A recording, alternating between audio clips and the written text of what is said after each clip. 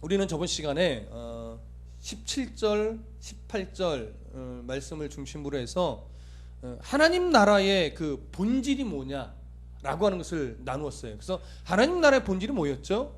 의와 평강과 희락이었습니다.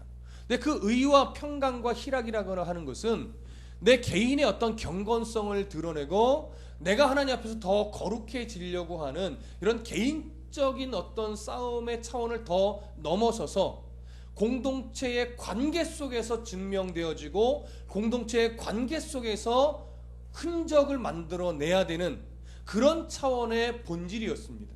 그래서 나뿐만이 아니라 당시 기준으로 보면 유대인 기독교인 입장에서는 이방인 기독교인들도 예수 그리스도의 보혈의 은혜로 의롭게 된 자라고 하는 것을 인정해주는 그런 자세가 필요한 거죠. 물론 이방인 기독교인들도 유대인 기독교인들을 향하여 마찬가지고요. 그렇기 때문에 그 의롭게 된 자라고 하는 그런 존재됨을 서로 인정해주고, 그래서 서로의 어떤 평강을 깨트리지 않고, 그러고나 서로의 희락, 기쁨을 빼앗지 않는 이런 삶을 살아내는 것, 이런 성도로서의 자세를 가지고 살아가는 것이 뭐냐? 바로 하나님 나라의 본질이라고 말씀드렸습니다. 그렇기 때문에 누군가의 평강을 빼앗고 누군가의 기쁨을 빼앗는다면 그것은 자기는 거룩한 척 할지는 모르나 그건 사랑이 없는 행위요, 하나님 나라를 결국은 깨트리는 것과 같은 그런 대우를 하나님께 받게 된다라고 하는 이런 말씀을 나누었었죠. 그렇기 때문에 우리는 거치는 돌을 성도에게, 지체에게 두는 존재가 되어서는 안 되며, 어떻게 해서든지 하나님도 기뻐할 수 있고 사람에게도 인정받을 수 있도록 이 의와 평강과 희락을 나의 개인의 차원을 넘어서서 성도 한 사람 한 사람과의 관계 속에서 이 본질들을 더 아름답게 이루어내야 한다라고 하는 것, 이것이 중요한 골자였습니다. 이것을 이야기하기까지 그 앞에서 계속 또 반복적으로 강조해 오던 것이 있었고, 이것을 또 기점으로 오늘 본문도 사실은 이것을 더 강조하기 위해서 바울이 풀어나가는 내용이에요. 그러니까 오늘도 결론은 별반 다르지 않습니다. 그 결론을 바울이 또 어떻게 강조하고 있는가를 오늘 또 보게 되는 것이죠. 자, 19절 함께 읽어봅니다. 시작. 그러므로 우리가 화평의 일과 서로 덕을 세우는 일을 힘쓰나니, 여기 그러므로 이렇게 얘기합니다. 굉장히 중요한 구절이죠. 성경은요, 접속사가 굉장히 중요합니다. 이 접속사가 어디에 걸려서 여기로 오는 건가, 이걸 늘 잘 보실 수 있어야 되는데, 오늘 그러므로는 어디에 말씀에 연결되어서 일로 넘어오는 걸까요? 바로 17절 18절 말씀에 걸려서 넘어오는 거죠. 하나님 나라의 본질이 공동체 관계 안에서 의와 평강과 희락에 대한 문제임을 네가 이제 알았다면, 그래서 하나님이 기뻐하시는 것이 그 본질을 너의 삶 가운데 흔적을 남기는 것이라는 사실을 너희가 알았다면, 깨달았다면, 배웠다면, 이렇게 되는 거죠. 그러니까 보세요, 저와 여러분들은 저번 주에 이 말씀을 나누었잖아요. 그러니까 오늘날로 적용하면 이 말씀을 배운 성도라면, 제 개인적 입장에서 이 말씀을 네가 설교했다면, 저는 그렇게 적용이 되겠죠. 네가 이 말씀을 그렇게 해석하여 전했다면, 여러분들 그것을 목회자의 설교를 통해서 듣고 깨닫게 됐다면, 이제 이렇게 살으라고 하는 바울의 이야기가 나오겠죠.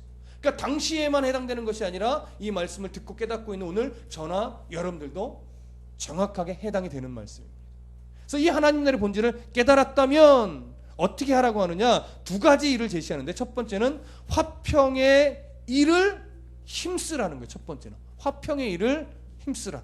그리고 두 번째는 서로 덕을 세우는 일을 힘쓰라는 거예요. 근데 여기 화평의 일이라는 이 화평은요, 17절에서 말하고 있는 평강과 똑같은 단어입니다. 에이레네, 화평, 평강, 똑같은 의미예요. 그러니까 이 앞에 일을 봤는데 이제 뭔가 이제 실천적으로 지금 제시를 하려고 그러는 거예요.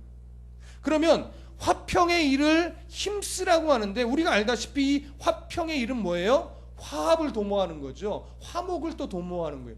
나 혼자 화평하면 뭐해? 성도와 성도의 관계 속에서 어떻게 하면 화평을 이룰 수 있을까요? 그럼 뒤에서 이야기할 거예요.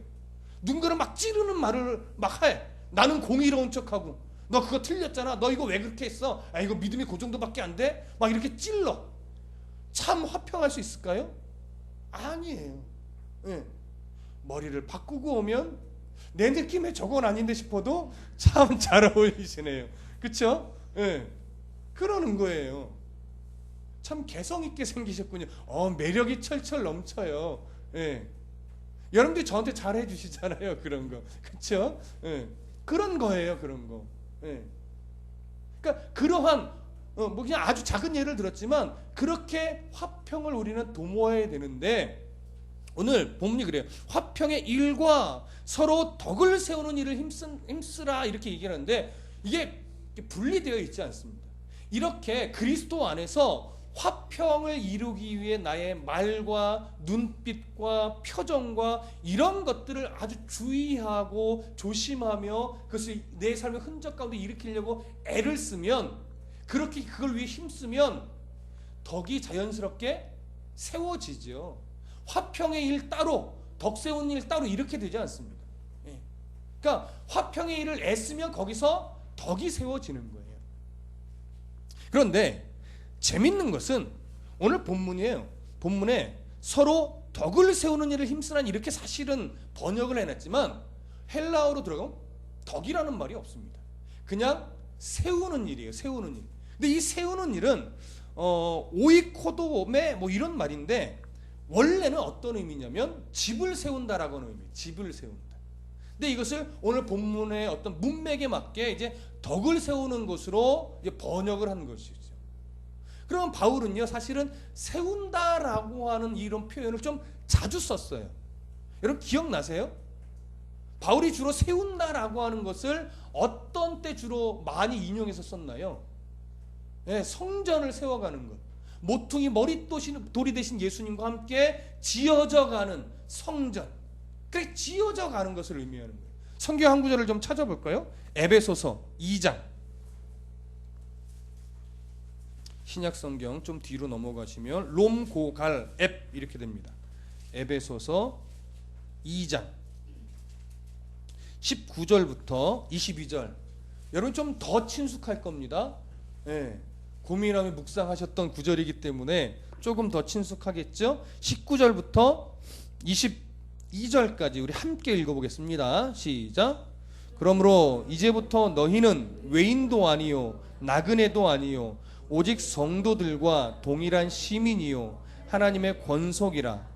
너희는 사도들과 선지자들의 터 위에 세우심을 입은 자라. 그리스도 예수께서 친히 모퉁이 돌이 되셨느니라.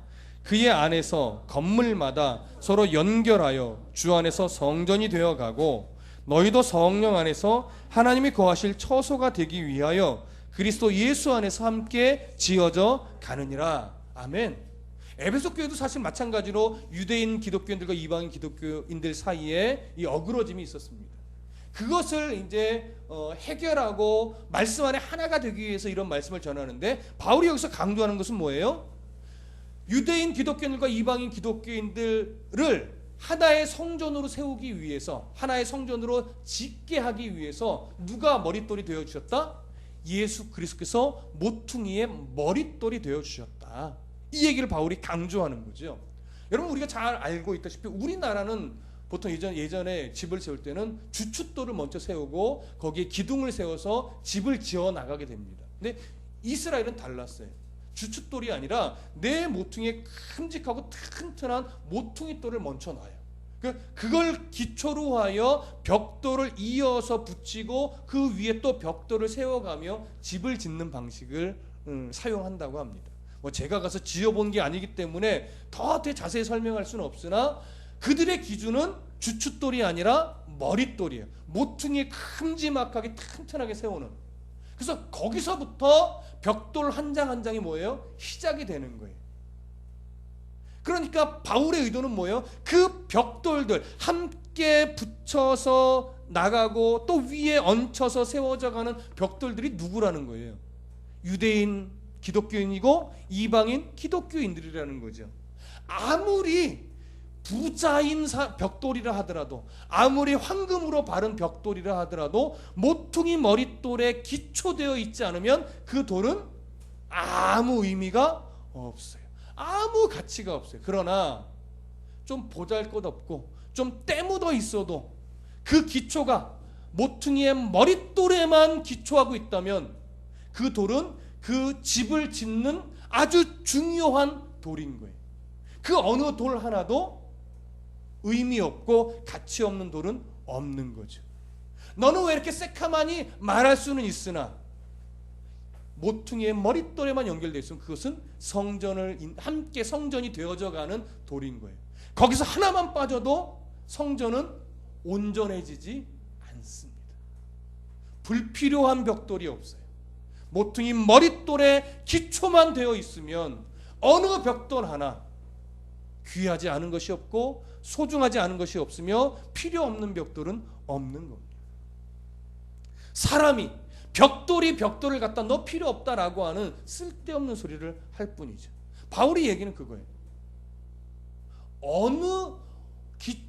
어느 돌에 기초하고 있느냐, 그걸 보라는 거죠. 이게 너무 중요한 거예요. 그렇기 때문에 바울이 너희가 거치는 돌을 성도 앞에 두지 말라고 하는 거예요. 부딪히는 돌, 거치는 돌, 로마서에서 계속 얘기하고 있듯이 그걸 둔다는 얘기는 뭐예요? 어느 벽돌을 향해서 너는 필요 없는 돌이야 라고 소리치고 빼내려고 하는 것과 똑같다라고 하는 거지. 그래서 조심하는 거예요. 그러니까 화평의 일, 덕을 세우는 일을 왜 이렇게 비유했느냐? 바로 그 벽돌 한 장 한 장이 얼마나 소중한 벽돌들인지를 스스로가 깨닫고, 그리고 상대방에게 당신이 얼마나 귀중한 돌인지를, 벽돌인지를 인정해주는 이 삶이 바로 덕을 세우는 것이다. 이것이 바로 화평의 일을 힘쓰는 거다. 그걸 알려주기 위함인 것이죠. 그러니까 이것을 조금 더 적용점을 잡아서 표현을 해보자면, 상대방을 옳게 하기 위해 애쓰는 것, 이 싸움, 그리고 상대방을 더 바르고 건강한 신앙으로 성숙해지도록 보이게 또 보이지 않게 도와주고, 때로는 기다려주고, 또 그를 위해서 희생과 섬김의 노력을 아낌없이 기울일 줄 아는 이 애씀, 이게 바로 화평의 일에 힘쓰는 거죠. 그럴 때 어떻게 해요? 건물이 모퉁이 머릿돌 대신 예수님을 기초로 한 그 성전이 세워져 가는 거죠. 그러니까 교회가 얼마나 아름다운 성전이 되어가고 있는가는 뭘로 보면 알아요? 교회 안에 다툼이 있는가 없는가, 이걸 보면 알아요. 교회는 공산당은 아닙니다. 그렇죠? 모든 일들이 다 만장일치로 막 되어질 수는 없어요. 그러나 의견이 다를 수는 있으나 틀린 것은 아니기 때문에 비본질적인 요소라면 나와 의견이 다른 그 의견도 수용해 줄 줄 알고 인정해 줄 줄 아는 그런 넓은 신앙인의 자세가 필요한 거죠. 그래서 교회는요, 특히 성도 안의 관계 속에서는요, 회의도 아름다워야 돼요. 다툼도 뭐예요? 아름다워야 돼요. 다툼이 아름답다는 건 뭐예요? 싸우라는 얘기, 그런 다툼을 말하는 것이 아니에요. 내 안에 생길 수 있어요, 없어요? 있다고요. 그걸 부인할 수 없어요. 이게 생길 수 있으나 그것을 어떻게 표출하라? 화평의 일을 내가 이것을 어떻게 표출해야 화평의 일에 힘쓰는 것이 되고 성전을 짓는 일에 도움이 될 것인가를 생각하고 그것을 거룩한 위선으로 표출하는 거예요. 무슨 말씀인지 아시겠죠? 그러다가 종 속이 터져가지고 정말 내가 견딜 수 없다, 내가 아주 병이 되겠다, 화병이 되겠다, 그럴 때 어떻게 하라고요? 절 찾아와서 막 욕하라고요. 내가 다 들어주겠다고. 뭐가 제일 재밌다? 목사 앞에 와서 욕하는 게 제일 재밌다.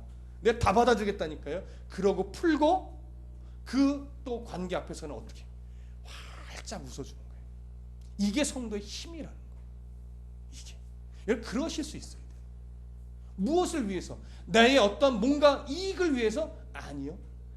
하나님의 나라, 하나님의 성전이 아름답게 세워져 가는 그것을 위해서.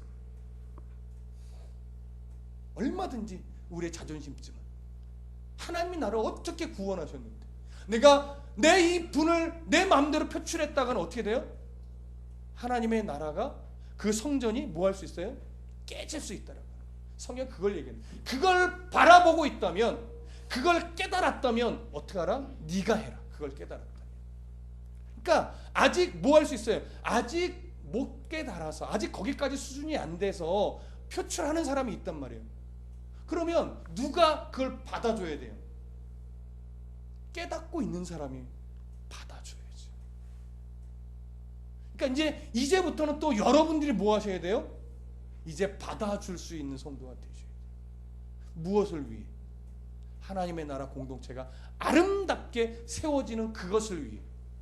그걸 바라봐야 되는 것이죠. 그냥 나만을 바라보면 못해요. 여러분. 저도 마찬가지. 요즘 뉴스에 나오잖아요. 분노 조절 장애. 아무 일도 아닌데 10초, 20초만 딱 참으면 이겨낼 수 있대요.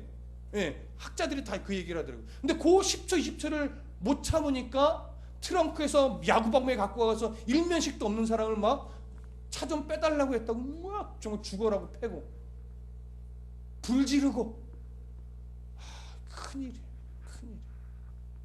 이게 바로 사탄이 만들어 놓은 세상의 가치관이에요. 이기적인 가치관. 세상이 발전하고 편리해질수록요, 그런 가치관을 세상 사람들에게 사탄은 다 심어 놓습니다. 그게 비단 세상만이겠냐고요. 교회 안에서도죠. 그러니까 우리가 싸워야 될 것은 혈과 육이 아니에요. 이러한 세상의 가치관에 우리도 똑같이 물들어서 교회 안에서 똑같은 싸움을 하면 안 돼요. 교회 안에서 똑같은 싸움을 하면 그 싸움 안 하려고 치열하게 말씀을 씹어먹는 거예요. 그 말씀을 치열하게 내 가슴에 담고 바울처럼 나를 쳐서 복종시키는 싸움을 그래서 하는 거예요. 내 혈과 육의 싸움이 아니라고. 내 혈과 육의 싸움은 뭐예요? 나만 잘 되면 되죠. 근데 바울은 믿음의 사람은 혈과 육의 싸움이 아니라고 했어요. 세상 정사와 권세와의 싸움. 그게 뭐예요? 결국 사단이 만들어 놓은 잘못된 가치관이죠. 왜곡된 가치관. 교회의 복음 진리마저도 왜곡시켜 놓아서 우리가 그것이 마치 정통이냐 잘못 알고 있는 것들. 그런 것들을 우리가 빨리빨리 하나하나 찾아가면서 깨달은 대로 어떻게 돼요? 그걸 내 삶에 하나하나 차곡차곡 적용하셔야 돼요.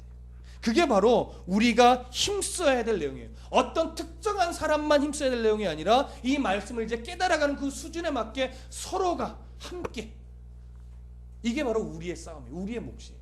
오늘 바울이 성경에서 로마서에서 그렇게 강조하고 있는 내용이 바로 이겁니다. 자, 20절 로마서 보면 20절로 다시 가볼까요? 14장 20절 함께 읽습니다. 시작. 음식으로 말미암아 하나님의 사업을 무너지게 하지 말라. 만물이 다 깨끗하되 거리낌으로 먹는 사람에게는 악한 것이라. 자, 음식으로 말미암아 하나님의 사업을 뭐 하지 말라? 무너지게 하지 말라 이거예요. 무너지게. 자, 그러면 여기서 말하고 있는 하나님의 사업, 이 하나님의 사업은 뭘 말하는 걸까요? 하나님의 일을 말하는 거예요. 또 여러 가지로 표현할 수 있어요. 하나님의 일이라고도 말할 수 있고, 하나님의 어떤 구속과 관련된 모든 일이라고도 말할 수 있고, 또 성도의 성숙을 위한 모든 일이라고도 말할 수 있고, 주의 몸된 교회를 조화롭게 세워가는 일이라고 말할 수도 있고, 하나님의 나라를 세워가는 일이라고도 말할 수 있어요. 어떻게 말하든 이 내용은 다 들어가 있는 겁니다. 저는 오늘 본문의 어떤 문맥의 흐름에 맞춰서 뭐라고 표현하고 싶냐면, 하나님의 나라를 조화롭게 세워가는 일이 바로 여기서 말하고 있는 하나님의 사업이다라고 저는 표현하고 싶어요. 조화롭게. 이런 조화라는 것은 굉장히 중요합니다. 교회 안에 이 믿음의 사람들이 조화를 이루어 가야 돼요. 그래서 조화롭게 세워가는 것. 이것이 바로 20절에서 말하는 하나님의 사업인데, 앞에서는 화평의 일과 서로 덕을 세우는 일, 이것으로 하나님의 몸된, 주의 몸된 교회가 아름답게 함께 세워져 간다고 했다면, 20절에서는요 그것과 똑같은 의미나 어떻게 하면 하나님의 나라가 말하자면 무너지는가? 본질적으로 무너지지 않으나 무너지는 것과 같은 일이 되는가? 이런 이야기를 하는데 바로 음식으로 말미암아 당시 기준으로 하나의 예를 든 거죠. 로마서 계속 강조하고 있듯이 우상에게 바쳐진 고기를 먹어야 되느냐 말아야 되느냐. 우리는 전통적으로 유대인들은 우상에게 바쳐진 고기는 안 먹어왔으니 우리는 먹을 수 없다. 로마 시내 안에서는 우상에게 바쳐지지 않은 고기가 없으니 우리는 아예 고기도 먹지 않고 또 우상에게 바쳐진 포도주도 여기는 많이 있으니 아예 그냥 우리는 고기와 포도까지 다 안 먹고 우리는 채식만 먹겠다. 그게 바로 유대인 기독교인들의 신앙 수준이었고, 이방인 기독교인들은요, 아니다, 우리가 예수를 믿고 나서 보니까 아무 의미 없더라, 귀신은 존재하지도 않는 건데 뭐 우리는 먹으련다. 그러니까 서로 너는 왜 먹니? 너는 왜 못 먹니? 이러면서 옥신각신하는 거죠. 그게 본질의 문제라고 그랬어요? 비본질의 문제라고 그랬어요? 비본질의 문제라고 그랬어요. 비본질의 문제를 자꾸 옳고 그름으로 싸우면서 교회의 화평을 깬다 이거예요. 화평. 이게 하나님의 나라를 깨는 거예요. 그래서 여기 보면 하나님의 사업을 무너지게 하지 말라 이렇게 말하잖아요. 무너지게 하지 말라는 것은 뭐냐면 네가 파괴하지 말라 이런 의미예요. 그러니까 네가 그것을 정죄하고 거치는 도를 놓고 비본질적인 문제를 놓고서 그것이 옳으니 그르니 다투기 시작하면 네가 바로 그 다투게 되는 순간 너는 하나님의 교회를, 하나님의 성전을 깨트리는 것과 마찬가지가 된다 이런 의미죠. 그게 얼마나 조심스럽습니까? 그러나 우리가 저번에도 얘기했지만 하나님의 나라가 깨지지는 않습니다. 하나님의 성전이 무너지지는 않습니다. 하나님이 어떻게 쓰든지 세워가시고 하나님은 실수하거나 실패하지 않으시기 때문에 성도 개개인, 그 다음에 성도와 성도가 함께 있는 무리 자체가 하나님의 어떤 버림을 받을 정도로 무너지는 일은 없습니다. 그러나 하나님은 그렇게 깨는 자를 향하여서 마치 성전을 무너뜨리는 자처럼 뭐하겠다? 책임을 물을 수도 있다라고 하는 경고를 해주시는 거죠. 그러면서 하나님은 교회를 성도를 통하여 세워가시기 때문에 뭐는 초래해요? 돌아가게 만드는 지장은 초래합니다. 이게 하나님의 실수나 실패는 아닙니다. 우리가 그렇게 불순종하여 지장을 초래하는 것뿐이죠. 그러니까 우리가 그 역할을 내가 해서는 안 되잖아요. 그 역할을 여러분들이 해서는 안 돼요. 이제 이 수요 예배 나오시는 여러분들은 교회에서 한 성도를 그 벽돌로서 그 자리에 위치한 걸 인정해주며 세워주며 다듬어주는 역할들을 이제 여러분들은 하셔야 되는 수준의 사람들입니다. 충분히 저는 그러실 성도로 다 보여요. 그렇게 해주셔야 됩니다. 자, 이때 우리가 이제 이렇게 이러한 말씀들을 깨달은 자로서 앞으로 우리가 무엇을 조심해야 되느냐? 먼저 생각하셔야 돼요. 교회 공동체가 건강하게 하나님 예수 그리스도의 그 머릿돌 대신 예수 그리스도를 기초로 하여 우리가 함께 세워져가는 벽돌로서 몸된 지체로서 우리가 먼저 뭘 생각해야 되느냐? 정말 그 나와 좀 신앙의 색깔이 다르고 때로는 어떤 성향이 다른 성도를 바라볼 때 이게 마음이 불편할 수 있잖아요. 그때 저 분이, 저 성도가, 저 지체가 예수 그리스도를 기초로 하고 있는데 좀 색깔이 다른 거냐, 이걸 먼저 보셔야 돼요. 색깔이 좀 달라서 불편하긴 한데 저 중심이 예수 그리스도를 기초로 하고 있는 분인가 아닌가를 먼저 보셔야 돼요. 그러면 반면에 또 뭘 보여야 되는 거예요? 저분이 예수 그리스도를 기초로 하지 않고 우리가 인정할 수 없는 아주 본질의 문제인 이단이나 사입이나 이런 가르침, 요즘 뭐 신사동 운동이라든가 너무 신비주의로 빠져 있는 그런 식의 어떤 그런 기초를 거기다 두고서 우리와 좀 충돌을 일으키는 거, 이거 분별해야 돼요. 만약에 후자라면 정말 본질의 문제, 이단적인 사상이라든가 사이비적인 사상이라든가 너무 신비주의적인 사상을 갖고 우리 안에 뭔가 다툼을 일으키는 거라면 그건 어떻게 해야 돼요? 용납할 수가 없죠. 그때는 저에게 얘기를 해주셔야 돼요. 그래서 지혜롭게 그 문제를 빨리 해결해야 돼요.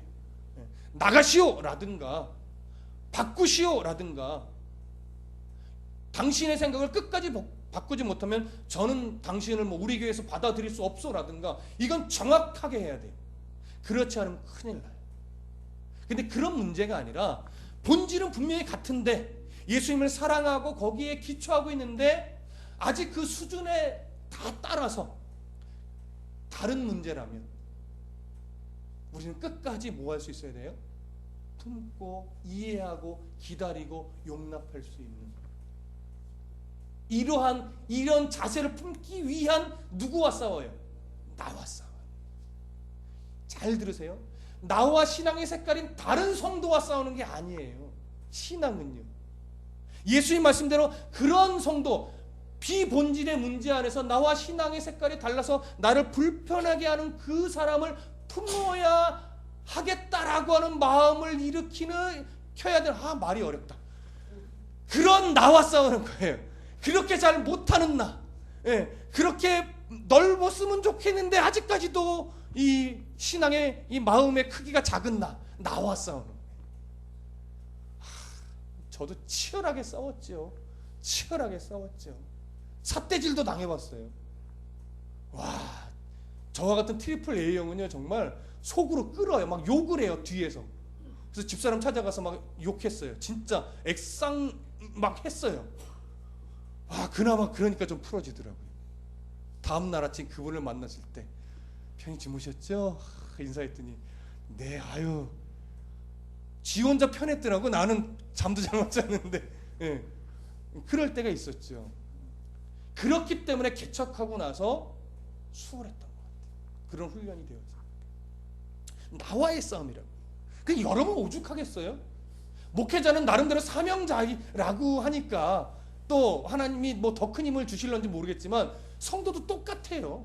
여러분들 안 힘들어요? 다 힘들죠. 그나마 우리 교회는 아직 규모가 크지 않고 성도들이 다 A형이야. 웬만하면 다. 웬만하면 다 A형이니까 그런 일이 아직 별로 없어요. 그러나 앞으로 교회가 조금 규모가 커지면 정말 이해할 수 없는 색깔의 성도들이 옵니다. 그때 여러분들의 기준을 잘 잡아주셔야 돼요. 여러분들이 텃세를 부리는 것이 아니라 여러분들이 정말 폭 넓어서 진짜 다 들어와, 내가 품어줄게, 이럴 정도 수준이 우리가 되셔야 돼요. 그래야 우리 교회가 건강해집니다. 그렇지 않고 이게 어디서 굴러먹다 온 개뼈딱이야 뭐 이러기 시작하면 교회 와야 되는 건 순식간이에요.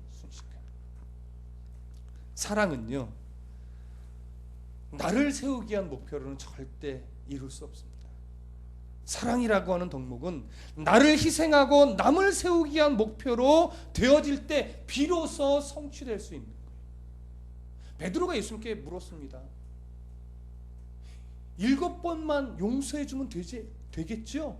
칭찬받으려고. 당시에는요 7번 용서해준다는 건 큰 거였어요. 유대 사회 안에서, 문화 안에서는. 그랬더니 칭찬받을 줄 알았는데 예수님이 한다는 말, 70번씩 7번이라도 해라. 무슨 말이에요? 용서에는 한계를 두면 안 된다라고 합니다. 이게 뭐냐면, 잘 들으세요. 용서해야 되는 것이 그리스도인다운 거다라고 하는 것을 내가 깨달았다면 그게 옳은 거야, 그게 바른 거야라는 하나님의 은혜로 성령의 도우심으로 내가 깨달았다면 그 순간 용서에는 한계를 둬서는 안 된다. 그게 얼마나 어려워요.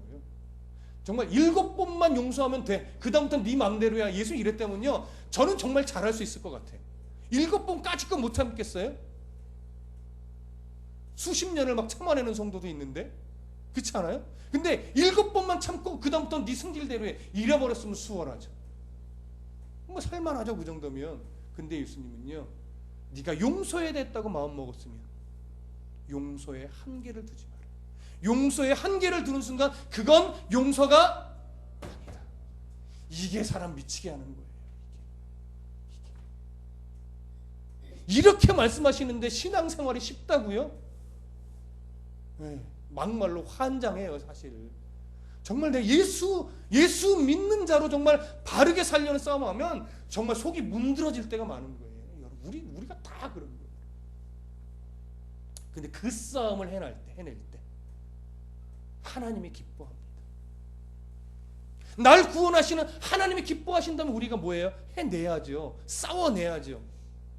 무서워하지 말고. 근데 그렇게 싸우다 보면 성경이 뭐라고 말해요? 오늘 본문에 이렇게 말하고 있죠. 18절, 이로써 그리스도를 섬기는 자는 하나님을 기쁘시게 하며 사람에게도 칭찬을 받느니라. 이 말은 다시 풀어보면 사람에게도 인정을 받느니라. 늘 억울한 것만은 아니에요. 하나님이 때로는 그렇게 인정받게 되신다고. 야, 내가 널 보니까 이제 내가 너는 인정하겠다. 네가 믿는 하나님 나도 좀 믿어보자. 이런 반응도 종종 일어나잖아요. 야, 니네 교회 나도 좀 데려가면 안 되냐? 이런 일도 생겨난다고요. 전혀 없지 않아요, 여러분. 물론 그까지 힘들게 하는 사람도 있지요. 근데 그러다 보면 어떤 사람은요, 야, 네 신앙이 진짜인 것 같아. 이런 사람도 있다. 이런 사람도. 저는 군에서 그걸 경험했었습니다. 정말 저를 교회 다닌다는 이유 하나만으로 참 무시하고 막 욕하고 이런 사람이 사실 있었어요. 네. 근데 그분이 이제 말년병, 그분 교회 다니는 사람이었어요. 교회 다니는 고참이었는데 그랬거든요. 뭐 한 거의 1년 넘게, 예, 왜 이렇게 나를 갈구는지 몰라. 속된 말로 내가 뭘 어떻게 했다고. 난 열심히 교회 나가는 것밖에 없는데. 근데 그 제 본분을 지키며 신앙을 지키며 예배하며 할 때 그 고참이 제대할 무렵에 저한테 그 고백을 하더라고요. 놀랐어요. 찾아오더니 내가 너한테 사과를 하고 싶다. 야, 너 진짜 예수 믿는 사람 맞다. 그 얘기를 해주시면서 사과를 딱 하는데, 그 다음부터 이제 저는 상병 때니까 근무를 서야 되잖아요. 근데 그때 제가 이제 겨울 되면 항상 그 뜨거운 차를 타서 보초 쓰는 사람 돌면서 이렇게 위로를 했어요. 저도 근무를 쓰면서. 그러니까 잠을 많이 못 자죠. 제 잠을 줄여가면서 하는 거니까. 근데 어느 날은요, 너무 푹 잤어요. 근무가 분명히 있는데, 야간 근무가 있는데 제가 근무를 간 기억이 안 나는 거예요. 알고 봤더니 그 고참이 또 저를 못 깨우게 하고 자기가 대신 서준 거예요. 제대할 무렵에 한 몇 개월 그랬어요. 야, 너 일어나지 마. 내가 제대할 때까지 네 근무는 내가 서줄게. 그래서 저는 이제 저녁 무렵에 차 봉사 다니고 근무 안 서고 편안히 몇 개월 동안 잤었어요. 그게 이런 얘기 처음 들은 거예요. 그게 개인적인 사실은 간증이에요. 여러분, 이겨내십시오. 견뎌내십시오. 그러면 끝까지 안 알아주는 인간도 있지만 언젠가는 그런 내 신앙을 인정하고 내가 믿는 하나님을 함께 높이는 그런 사람도 있어요. 그게 우리 하나님의 방법이에요. 여러분, 우리 모두 이 일에 힘쓰시기 바랍니다. 용서하고 기다려주고 높여주고 인정해주는 이런 것들이 습관화가 돼야 돼요. 이제 곧 명절이 오는데 뉴스에도 나와요. 라디오 같은 데 보면 여러분, 명절에 가면 맨날 싸우고 힘드시지요. 라디오를 들으며 화를 풀고 즐겁게 다니면서 뭐 이런 글귀들이 나오는데, 가면 이제 막 고스톱도 하고 막 할 거 아니에요. 고스톱 하다 보면 늘 싸우고 뒤집어 엎고 막 또 나 먼저 갈 거야 하고 또 헤어지고 막 그러잖아요. 그렇죠? 성도는 고스톱 하면 될까요, 안 될까요? 돼요. 해도 돼요. 고스톱이 문제가 아니라, 고스톱을 하느냐 안 하느냐가 문제가 아니라 어떠한 마음으로 하느냐가 더, 물론 가능하면 안 하는 게 더 좋죠. 더 덕스럽죠. 그러나 어떨 때는 해주는 게 더 덕스러울 때가 있어요. 그때는 성도는요, 어떻게 돼요? 따려고 고스톱 하면 돼요, 안 돼요? 얼마를 잃어줄까 스스로 딱 한계선을 정해놓고 잃어주기 위해서 하는 거예요. 어떻게? 너 기분 좋게 가라 이거죠. 내가 잃어줄게. 뭐 그러다 땀은 어쩔 수 없고 그럼 개평 많이 주면 되잖아요. 그렇죠? 하셔도 상관, 그건 죄책감 가질 필요가 없고, 해도 예를 드는 거예요. 하게 되면 하십시오. 근데 어떻게? 따서 내가 어떻게 하면 싹 긁어갖고 이러지 말고 어떻게 하면 이뤄줄까? 땄어도 개평 넉넉하게 줘서 마음 상하는 사람 없이 내가 그 화평, 가정의 화평을 도모하는 중심에 서 있을 수 있도록 하시란 말이에요. 그거 죄 아니에요. 목사가 또 명절에 가서 고스톱하고 있으면 그건 좀 이상하잖아요. 그렇죠? 해도 큰 문제는 안 되나? 별로, 저 이번에 고스톱에서 좀 따왔답니다. 뭐 별로 그림이 이쁘지 않아요. 물론 제가 하겠다는 거 아닌데 여러분, 그렇게 명절을 보내시라는 거예요. 뭐가 덕스러울까? 내가 좀 손해 보더라도, 내가 좀 내 몸 피곤하더라도 어떻게 하는 것이 가정의 화목을 이룰 수 있을까를 생각하고 행하는 것이 바로 교회 안에서 그 훈련을 하고 세상 속에서 실천하는 거예요. 그게 그렇게 차라리 여러분이 고달프십시오. 그게 하나님이 기뻐하시는 겁니다. 차라리 여러분이 손과 발이 바쁘고 여러분이 차라리 피곤하고 차라리 여러분들이 좀 억울한 게 나아요. 뭘 바라보고? 우리 하나님 바라보고. 그러니까 옛날에는 에이씨 내가 꼭 이래야 돼 이랬다면 지금은 내가 해주지 뭐 가지. 내가 좀 피곤하고 만다. 그러고 하시란 말이에요. 제가 그래야 될 것 같아요. 올해 명절 제가 좀 설거지 더 하고, 예, 제 아내를 위해서도 그래야 될 것 같아요. 박진 집사님도 그렇게 하십시오. 강철 집사님도 그렇게 하십시오. 모두가 그렇게 하면 정말 얼마나 기쁘고 화목한, 내가 섬기고 왔다. 옛날에는 이랬지만 내가 섬기고 왔다 이러지 않겠습니까? 저도 하겠습니다. 우리 남자들 해봅시다. 또 며느리들도 불평으로 이제 하지 말고 내가 섬기고 오겠다 하십시오. 그러면 끝나고 날 때 피곤하지만 마음이 즐거울 겁니다. 그리고 하나님이 기뻐할 겁니다. 하나님의 미소를 생각하고 명절을 잘 보내실 수 있으면 좋겠습니다.